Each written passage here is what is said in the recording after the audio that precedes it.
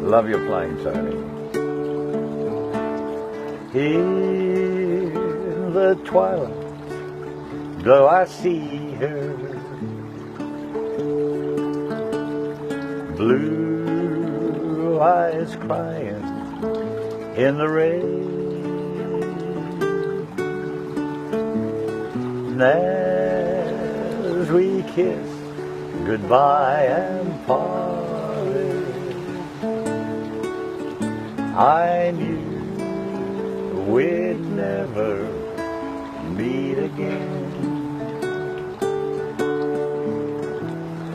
Love is like a dying ember,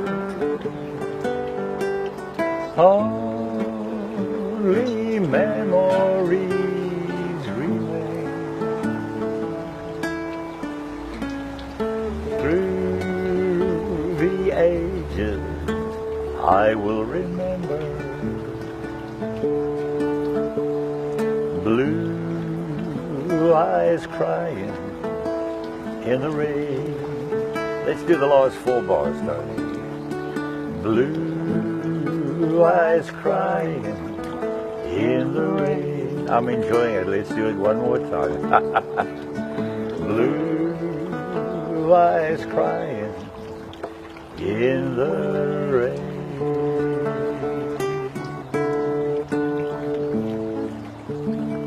So nice to play with you again, Tony. Lance James. Thank you. Welcome to Big Shot TV and my show Off the Record, and I'm absolutely honored and privileged to be speaking to an absolute icon and legend of South African music. A man whose name, face and voice is synonymous with country music in South Africa. The big daddy of country music, Mr. Lance James. Welcome, Lance. Thanks so much for taking the time out. And welcome to Cape Town. Thank you, and I love Cape Town, of course, love coming to Cape Town, but Tony, I'm flattered that you asked me to be on your show. Thank you. Absolutely. Lance, I just want to tell the people that you are 77 years of age now. Yes, I am. And you are busier than ever. How does that happen? Well, I'm blessed, Tony. I'm blessed to be that busy that people still want to listen to me after all these years. It's something that I hope I'll be able to do as long as people want to listen to me and as long as the good Lord gives me the ability to do it, you know. Because I love what I'm doing. I mean, people say to me, aren't you thinking of retiring? Why should I retire when I'm having fun? You retire from what? Anyhow. No, sure. Yeah. How long have you been doing this now, Lance? Well, Mara van about my manager did the arithmetic, and she tells me that 2016 will be, I can't remember, 59 years or 60, something like that, as a professional. It's longer from the days when, as we all started doing talent competitions and, you know, so, but as a professional, be 59 or 60 years. And the country music thing, although, as I said, your name and face is synonymous with country music, you didn't start out as a country singer, did you? I think you made Afrikaans music before you actually did country music, did you not? Yes, but before that, I was very much a jazz player. Okay. Yes, I used to listen to jazz. But then at the same time, let me add that I loved, from the age of 8 or 9, no, 6, when I started listening to music, I was listening to Gene Autry and the Andrews Sisters and Bing Crosby. And then later on, I developed to start listening to semi-classical like Jan Pearce and people like that. I was listening to them. And then the jazz bug got me, and did for a long time. And then, I didn't realize at the time when I started recording with Min Shaw, Afrikaans songs, I was doing a lot of country then, but I didn't know. We didn't have it in a box. We didn't say, well, that's a country song, and that's a pop song, and that's a blues song. It was just songs, just music, so we enjoyed it. It was only later on when I started listening to country music, and that was as a result of a visit to Nashville in 1975, first time. And I went there, and I went to many, I mean, you've lived there, and you know, in these little pubs and saloons and bars, going and you start listening. Tony, I remember being amazed at some of the players I heard. They would play a pure country song, and then they'd do a jazz lick. And that's when I started singing, but the line between the two is so thin. Absolutely. These And guys wasn't Chet Atkins just the acme of that? I mean, he was a jazz star and a country music guitar player. Yeah. Absolutely. So then I realized that, you know, Tony, it's the same 12 notes. It's the same 12 notes. Whatever you do, it's just presented differently. The same 12 notes. And so I believe you played double bass in the jazz bands in the old days? Yes, I did. I like to think that I could play a little bit of bass. That remains today. I'm not going to say my favorite instrument because I love all instruments, but when I listen to music, I do listen to the bass player. And when I'm doing anything live on stage, I listen and take my cue from the bass player. Wow.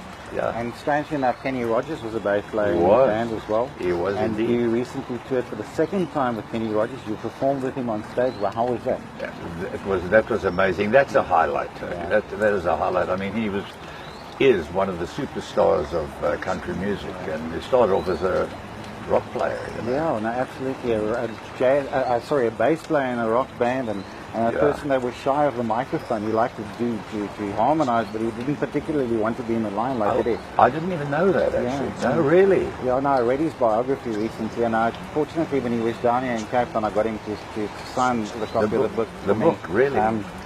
Unfortunately missed your show with him, but I would love to have seen it because, I mean, legends on stage together. Well, and he's now retired. He's just announced his retirement. Oh, has he? Yeah. What was very flattering, Tony, is that on the first night that we performed together, although I met him that night, but his musicians came looking for us in our dressing room to tell us how much they'd enjoyed us. So that was very flattering. And then he did the next night or the night thereafter as well, and he's even said on stage that he had enjoyed us very much. So that was very flattering. We were humbly flattered, you know. Wow. But Lance, even before that, I think your beginnings in the entertainment industry were in radio, were they not? You are now, I believe, 40 years. Your radio show has been going for 40 years, or is it longer? No, April 2016 will be 40 years. I started Keep It Country in April 1976. That'll be 40 years, and that is presented by me the whole time. Now and then somebody stood in for me if I was away or ill, as I was a couple of times, and then Tommy Dell sat in for me, and a guy called John Briggs sat in for me. But otherwise, I've been the presenter for 40 years. And that program, Tony, just changed my life, you know. It really did. And we're still doing the Keep It Country. It's on 18 different radio stations now. Those are the days when we met you and we started singing with Rocking Horse. And I might just tell our viewers out there that Rocking Horse was also one of the highlights of our musical career, being backed by these very fine musicians. Well, thank you, Lance. In fact, I went to my old scrapbook this morning before meeting with you, and I wanted to show you something that the likes of how big country music was in those days. You're talking about the 80s, right? This was a poster from a newspaper. Do you remember that? 1987 or 88?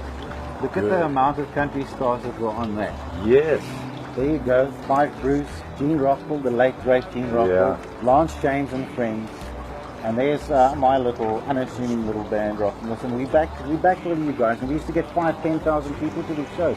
We did. Wow. Wonderful memories, wonderful time. You know, Tony, I've been blessed that I've had all these years in the business. Sure, there have been ups and downs. There have been good times and some bad times. My bad times are far fewer than the good times. I've just had the most blessed, wonderful career. The Lord's been good to me. Well, Lance, that's amazing. As you know, I've been doing research on a country music book for quite some time now. So, you know, I sent you all you the big hat guys questionnaires, which you kindly answered for me.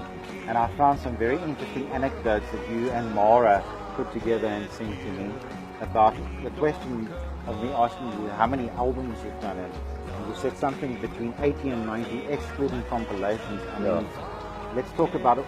Well, let's call them records, because records are recordings, because it started in the back in the day when there were no such things as CDs and flash drives and that sort of thing, so they were LP records. Do you recall your first album that you ever made? The first album I ever made was in 1959. It was a musical which Bertha Egnos wrote called Bojangles. And then I went overseas and I came back. So my first official release was 1982 from EMI, and it was an Everly Brothers tune called When Will I Be Loved, which you know very well. That was my first official release, 1982. And in 1982, when we recorded in those days, Tony, there was one track. We recorded band and voice live, and the singer couldn't go in the band because of the, what do you call it? I mean, into the studio, picking up the drums through the vocal microphones or whatever. So we used to stand in the corridor. The singers would stand in the corridor, no earphones, with the door slightly ajar, so we could hear the band. And we would sing from count in to coda, and if anybody made a mistake, start again. That's how we recorded in those days. Then, Tony, we got 2 tracks. And I said, explain it to me. What do you mean 2 tracks? Well, there's one for the band and one for the voice. You mean I'm going to be on a separate track? Yes, I couldn't believe it. Then, Tony, came 4 tracks. Now we fly. Then the 8-track came, and then by then we thought that was bigger than the astronauts walking on the moon. Couldn't believe 8 tracks.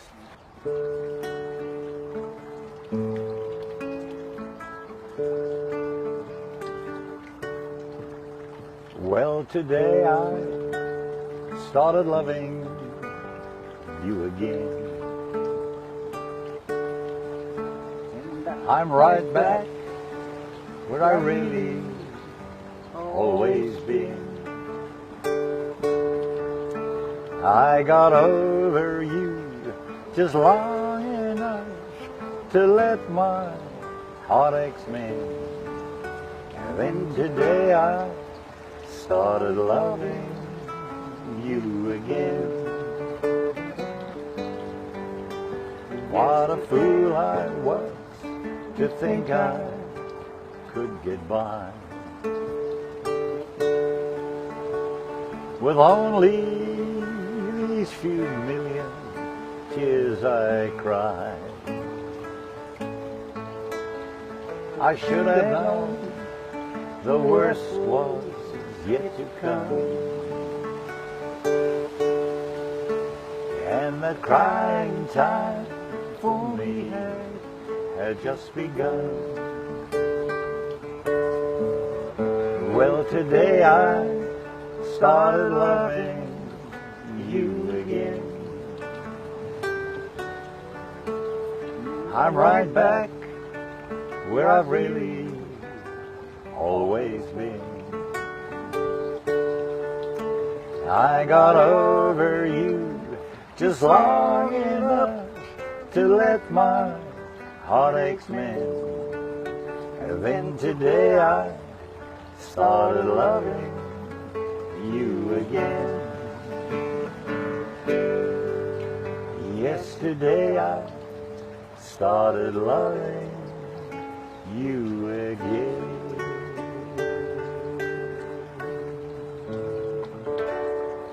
Thank you, Tony. Thank you so much.